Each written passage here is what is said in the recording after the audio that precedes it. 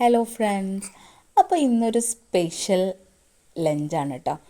നല്ല മാമ്പഴ പുളിശ്ശേരി ഉണ്ട്, സാമ്പാറുണ്ട്, അവിയലുണ്ട്, പിന്നെ മമ്പയറും മത്തനും വെച്ചിട്ടുള്ള എരിശ്ശേരി. അപ്പോൾ ഒരു ഗസ്റ്റ് ഉണ്ട് കേട്ടോ, എൻ്റെ നാത്തൂൻ കുട്ടി, ആൾ വിരുന്ന് വന്നതാണ്. അപ്പോൾ നമ്മൾ ഫുഡൊക്കെ കഴിച്ച് രാത്രി നമ്മൾ മക്രോണിയാണ് കേട്ടോ ഉണ്ടാക്കിയത്.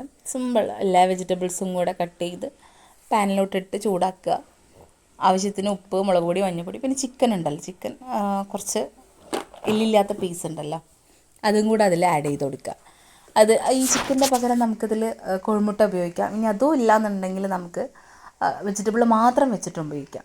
പിന്നെ ഈ വൈറ്റ് സോസ് പാസ്ത നമുക്ക് ഉണ്ടാക്കാം. അത് നമ്മൾ പാൽ ഉപയോഗിച്ചിട്ട് ഉണ്ടാക്കുന്ന ഒരു രീതിയാണ്. എങ്ങനെയാണെങ്കിലും നമുക്കത് ഉണ്ടാക്കാം. പക്ഷെ ഞാനിവിടെ ചിക്കൻ ഉണ്ടായതുകൊണ്ട് ഇതാണ് കേട്ടോ ഉപയോഗിച്ചിട്ടുള്ളത്. അപ്പം എല്ലാ വെജിറ്റബിളും കട്ട് ചെയ്തതിലോട്ട് ഞാനിത് ആഡ് ചെയ്ത് കൊടുത്തു. ഇനി അത് നന്നായിട്ട് വേവണം കേട്ടോ. ചിക്കൻ നന്നായിട്ട് ആ വെജിറ്റബിളിൽ കിടന്ന് വേവണം. അപ്പുറത്തെ സൈഡിൽ ഞാൻ മക്രോണി വേവാനും വെച്ചിട്ടുണ്ട് കേട്ടോ. അപ്പോൾ ഇനി ഇത് നന്നായിട്ട് മിക്സ് ചെയ്തെടുക്കുക. കുറച്ച് വേണമെങ്കിൽ നമുക്ക് മൂടി വെച്ചിട്ട് വേവിക്കാം കേട്ടോ. അപ്പോൾ ഏകദേശം വെന്ത് തുടങ്ങിയപ്പോൾ ഞാൻ അതിലേക്ക് മക്രോണി കൂടെ ഇട്ട് കൊടുത്ത് നന്നായിട്ട് ഇളക്കി യോജിപ്പിക്കുക കേട്ടോ. ഇവിടെ ഈ ചിലപ്പോൾ നമ്മളിതിൻ്റെ ഉള്ളിലൊന്നും മസാല എത്താത്ത പോലെ നമുക്ക് തോന്നും, പക്ഷേ സാരമല്ല. നന്നായിട്ട് ഇളക്കിയിട്ട് നമുക്കത് മൂടി വെക്കാം. എല്ലാവരും ട്രൈ ചെയ്യണേ. Thank you.